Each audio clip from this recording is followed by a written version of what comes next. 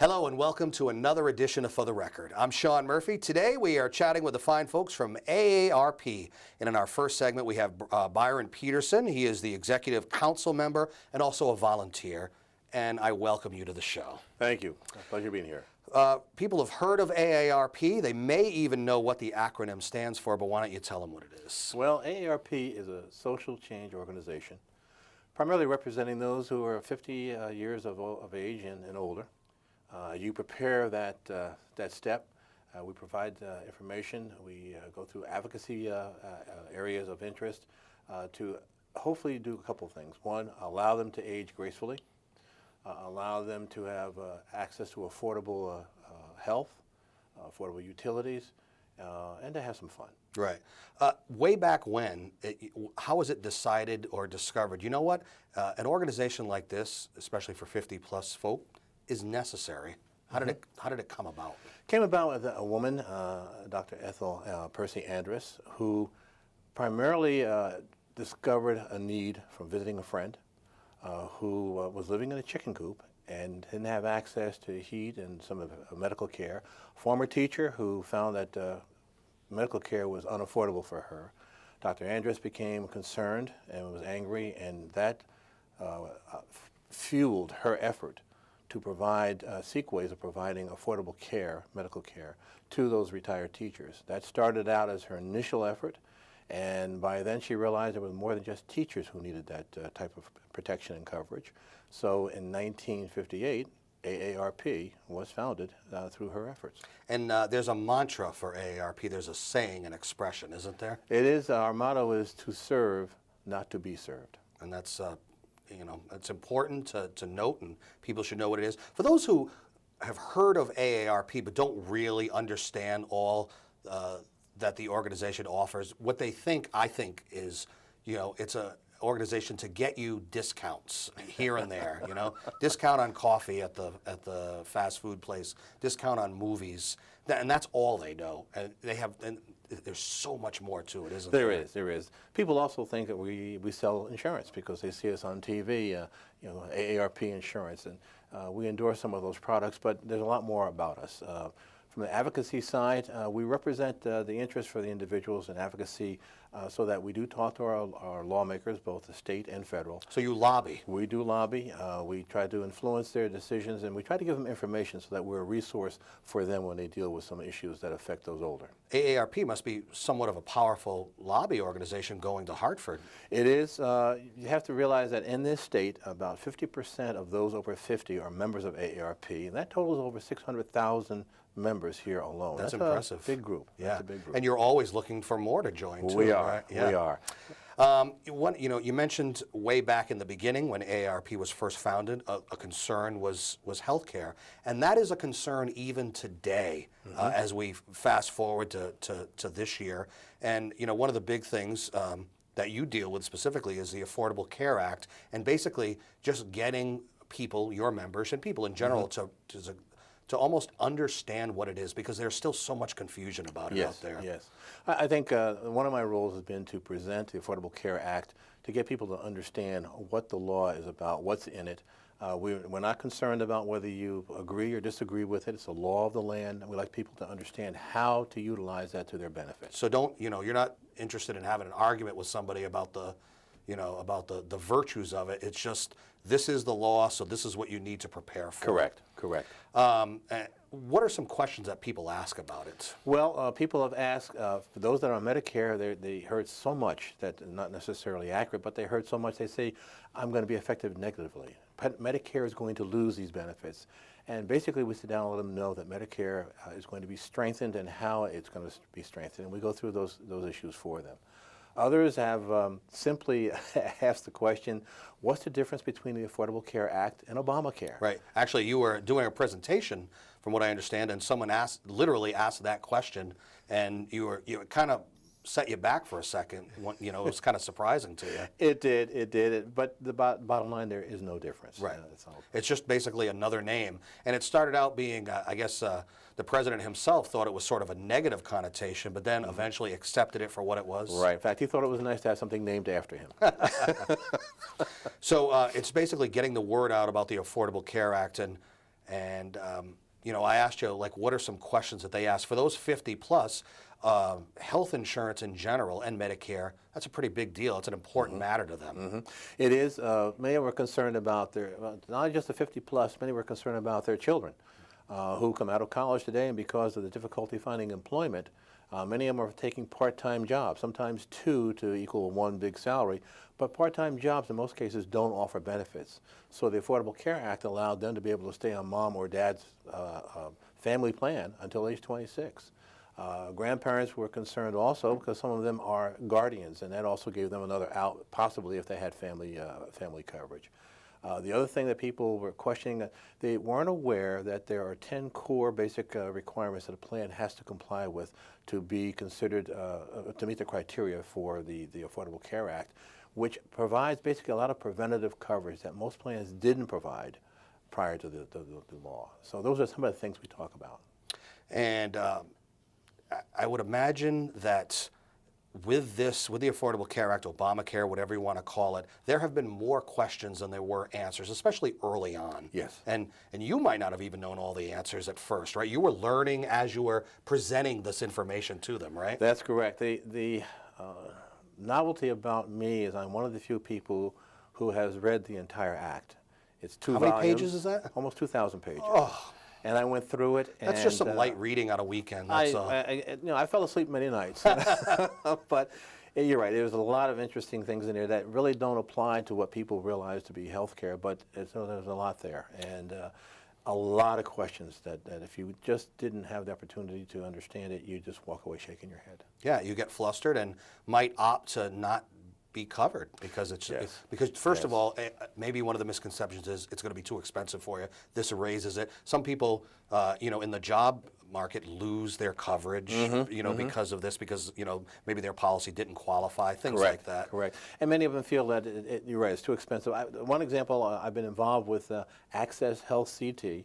They've become a partner with us, and that we've also counseled some of the people they have as audiences to get them ready to enroll, if they're interested, into the exchange, otherwise known as a marketplace here in Connecticut. And I have a case in New Haven where I met at a church. We reviewed it with several people, and the minister went to explore it himself. And although the church was paying for it, he went in. His wife had a pre-existing condition, so the cost for them would be $1,200, but with the pre-existing condition, it would be possibly $2,000. The church was willing to pay it. That was their pastor.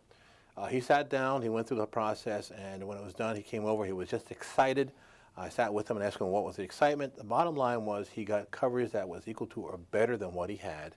Also included his wife as well as her 6-month-old baby, for a total of $300 a month. So it went from $1,200, or it could have gone to $2,000. Could have. To $300. To $300. And the prevailing thought was that this would make the insurance be more expensive. Exactly. And he was a young man. He was in his 30s. So that's the kind of people we want to go after. To bring So he talked about it in his congregation the following Sunday. I was asked to come back 2 weeks later, and I had members of the congregation who now were interested, which included members of the town council, some consultants, benefit consultants, some business owners, because they all had misconceptions, and so we had a chance to kind of give them the facts and information. And that's exactly why I wanted to start out, with the Affordable Care Act stuff, because, AARP members and 50-plus people in general, it's very confusing. It's confusing to everybody, I think, but, yes. As much knowledge as you can get out there. All right, let's talk about some other things, like, for example, advocacy efforts in Connecticut. I know you're big into that. Let's talk about that. Well, I'm a member of the Advocacy Leadership Committee.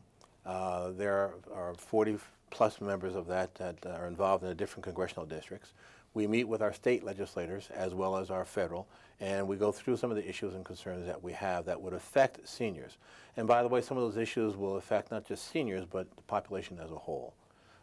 For example, if I may, last year we were successful in beating back an effort to bring additional revenue to the state, about $80 million worth, by selling blocks of residents for the electrical utilities. The providers were willing to pay for that, and that would have been about $80 million. But there must have been a flip side. There was a flip side. The flip side was that you wouldn't have no choice of who was going to be your provider. The other side was sometimes some of the things they talked to you about were a little inaccurate. They were kind of pressing hard. What could have been a catastrophe from a standpoint of consumer protection infringements was avoided.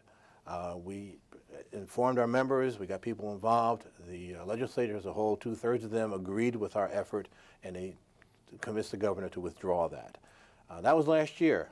This year, as a result of the years gone by, they recognized that many of the things we talked about were accurate and true, to the point that the governor announced several weeks ago that they are pressing to strengthen the consumer protection laws here in Connecticut. It's pretty amazing that, you know, someone would look at the potential for an additional $80 million, and that's really all the information that they would need. How can you possibly turn that down? Yeah. But if you dig deeper into the, you know, get into the facts of it, you may discover, I guess choice is always a better option. It is, it is. And that way you can make the good choices, provided that the information you get is accurate. And that's what we're pushing for, not just the idea of having choice, but also the protection to ensure that what you got was accurate and that you could understand it.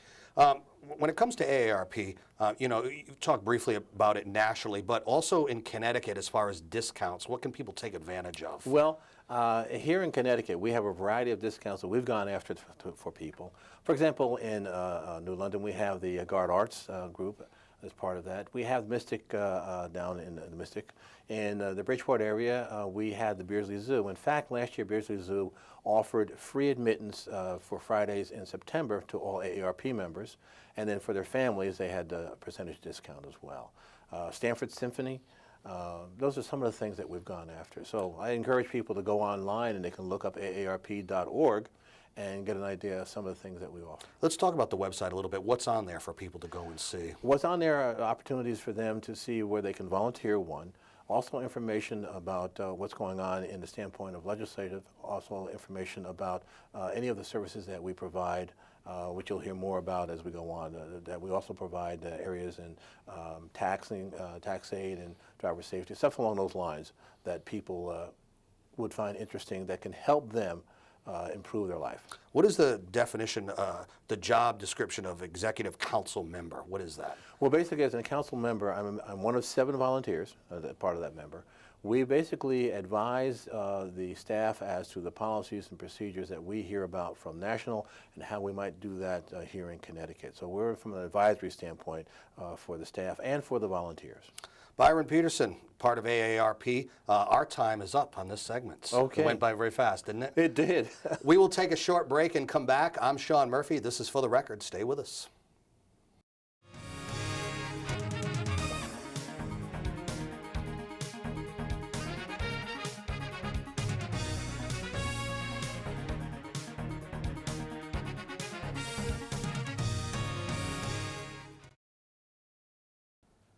Welcome back to For the Record. I'm Sean Murphy. We are chatting with the folks from AARP today. In this segment, we have Jean Karen, an advocacy specialist and also a volunteer. First time on the show. Welcome to the show. Thanks so much.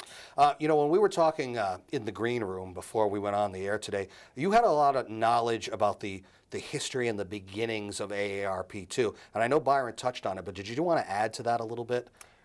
I just think I want to hit on again how impressed I was by the history of AARP, because like so many, I also thought of the organization as this organization for old people who buy insurance through there. And I've come to learn that it's just a dynamic, expansive place to volunteer. It's phenomenal. I am also so impressed by the story of Dr. Ethel Percy Andrus. And in fact, I've just changed the tagline on my email to say, to serve, not to be served, because I think that message is fabulous. I think when someone is involved with an organization that has a personal and vested interest in it, they learn so much more. They go the extra mile. They follow how things are going in society in general, but also in the organization. And you have a sort of a personal story to tell too, don't you? Yeah. I've been retired now for about 5 years, and during my career I volunteered for many, many organizations. And I was searching for something when I left work and thought I wanted to do something where I really could make a difference. And being a retiree at that point in time, there were issues and situations that I had to address that were different from what I was looking at in my working life, and come to know AARP through a friend. And I was introduced initially to AARP, to their program, which is called Decide, Create, Share.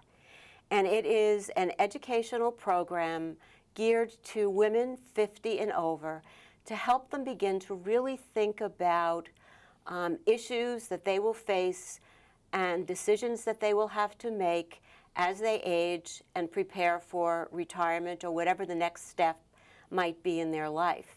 I was a financial planner in my working career, so this was a good opportunity for me to use some of that skill set and share important information to others.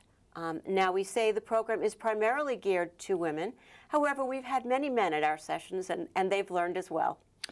Yeah, one thing I wanted to ask you was, when you talk about AARP as a 50-plus program, but if you go back in a person's timeline a little bit, how early in life should people start learning about the organization, getting as much information as they can? Because people will start to get maybe literature in the mail, and they'll start seeing things maybe in their 40s. You know, how does that work? I think that's a great time to look. It's never too late to plan.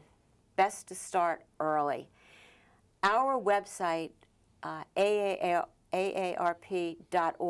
is chock full of terrific information for people of all ages. It's a phenomenal learning tool.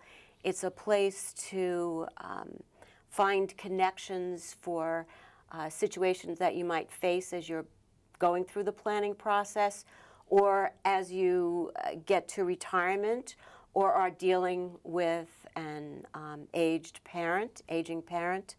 And so my story is that when I retired, my mom, who is now 94, short time thereafter had a pretty serious heart attack and was incredibly healthy up until that point in time, and really needed no care at all. Was driving, could do anything at all. But suddenly she was compromised and she needed more help, she needed more care. And it was really through my involvement with AARP that I came to learn about the wonderful services that are available to all of us through the Connecticut Home Care Program. And that's a program that you're very passionate about. I'm very passionate about. And in fact, as part of my role as an advocacy specialist, we meet with legislators regularly, making sure that some of these programs continue to get funded and are on the forefront. And just a couple of weeks ago, I testified before a House committee on just this situation with my mother and asked them to please keep those dollars funded. I think the incredible thing about the home care program is that it keeps people out of nursing homes, keeps them being able to live independently, much more happily in their own home environment. And that's really the ideal situation. You know, nursing homes have a negative connotation where, because it's perceived as that's sort of the end or close to the end, anybody would choose their own home over someplace else. Absolutely, and certainly there's a time and place for nursing homes. Many people now are using them for rehab after surgeries, Right. et cetera. So, you know, there certainly is, but there's nothing like living in your own home and getting the care that will enable you to live the kind of life that you lived up until then. So And you learned about this through AARP. I did. And on our website, AARP.org, there is a link to the caregiving piece, where you can learn about programs that are available to someone in that situation. There's also the ability to network with others who are caregivers, because there's an incredible pressure on caregivers, and we sometimes forget about them and the impact that it has on their lives. You think about the person, the older individual, but not about the person that's taking care of them. Absolutely. And the average caregiver is a 49-year-old woman who spends a minimum of 20 hours a week in addition to a full-time job caring for an elderly mother. Typically, that is the And if profile. that's the typical, then they're getting pretty close to being in the That's right. the elder statesman category. Correct. You know. Correct. And again, this goes back to what we were talking about. When you have a personal vested interest in it, you almost you want to be involved in some way, shape, or form in the organization. How long have you been involved? I've been involved for about 1.5 years, a little bit more than that, and And you probably learned so much in that time. it's my passion, and I think, learning is so terrific. I heard a quote last week, and I've been spouting it everywhere I go, and it's, leaders are learners who teach. And that certainly speaks to AARP. We are learning so much through our involvement. We're out there with the public, teaching them, as Byron mentioned, about the Affordable Care Act, teaching them through this Decide, Create, Share program.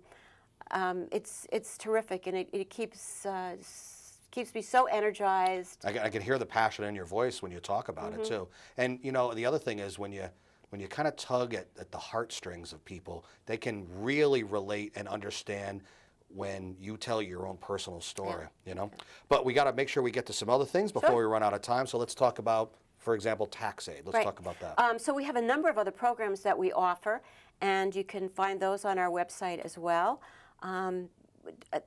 Tax aid, where people can go and have there's certain areas where you will find AARP volunteers who will help with tax return filings.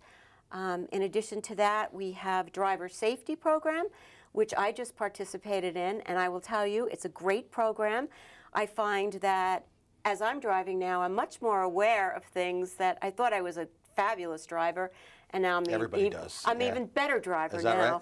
Right? In addition to taking this course, some insurance companies will also give a small discount on your auto insurance. There you go. So there are real benefits. And so we look for volunteers. There's anything and everything that you can find as a volunteer with AARP. Depending on what your specialty Absolutely, is. or what your interest is. What about what you're looking for? Is there a need for any type of individual volunteer-wise? We're looking for any volunteer who has an interest in really helping those 50 plus and who have an interest in community, have the energy, have the interest, want to continue to learn. I mean, I could list a laundry, there's a laundry list of things that one would look for. Do you have a lot of young people involved? We have some, yes, Yeah. and we're looking for more. Yeah. I think, again, there's been this connotation that we're these old, gray-haired people sitting. Right, that's a misconception. And it's an absolute misconception. So we definitely would love more volunteers who are in the 50 age range. I'm delighted that just recently I'm responsible for the 2nd Congressional District in TV. And that's a big district, isn't it? That's a big district, Yeah. and we now have a new volunteer there who's still working. And so we accommodate that, and we can have meetings more locally so that those folks can be involved as well, and they can pick up and become involved in any of the programs that we have talked about today. So there's incredible opportunity. How did you get designated as being one of the public relations people? You go on TV a lot now, and you seem to enjoy it. You're good at it. Well, in my career, I did a lot of public speaking. Okay, so this is easy for you. Yeah, then. it's pretty easy for me. Is it also? Do you also enjoy doing going up and testifying? And I love it. Do you really? I love it. Do you want to get in the face of the lawmakers and say, "Here's the deal. Here's what's going on"? Well, I think the interesting thing that I've learned through this involvement is how much the lawmakers really do want to hear from people like me. And I think especially when you can... You're not just a mouthpiece. Yeah. And when you speak from the heart and you can give a personal example, many of them have experienced the same things that we have all experienced. And to hear it from, their voting public kind of validates possibly the way that they're approaching. So. Do you feel like you've changed minds? You've educated. I'm not talking about just people in general, and I'm sure you have watching this show today, but lawmakers too. Yeah, I think we do. I think we have. Byron alluded to the fact of the utilities issue that we fought last year, and at one point, one of the legislators. We tend to wear red shirts or red ties so that they know. Here comes AARP. And at one point, when we were almost done with the utility piece, one of the legislators said to us, "No more red shirts, please." So yeah. Really, because that kind of, Yeah. and you're going to be back. So, We are. there's lots of other things to lobby about for 50 plus folks. And a lot we've learned here today. One more time on the website so people can go. Okay. It's www.aarp.org. And if you want to look at our bulletin, which has more specific information, /bulletin. Can you glean to Connecticut when you get to the You main can web? go on to the Connecticut. There will be a link to, it'll ask your states, and you'll click on Connecticut, and you'll get a lot of specific information about Connecticut on that site. Well, as someone who's in his 40s, I'm getting the literature a lot in the mail yet too. So now I'm at the point where I just give me some years, give me a few years on that. So, I'll be calling you. I know you will. Jean Karen, advocacy specialist and a volunteer for AARP. It's been a pleasure having you on the show today. Thank you. And thank you for joining us for another edition of For the Record. You can see this show and many others on our YouTube site. Until next time, take care.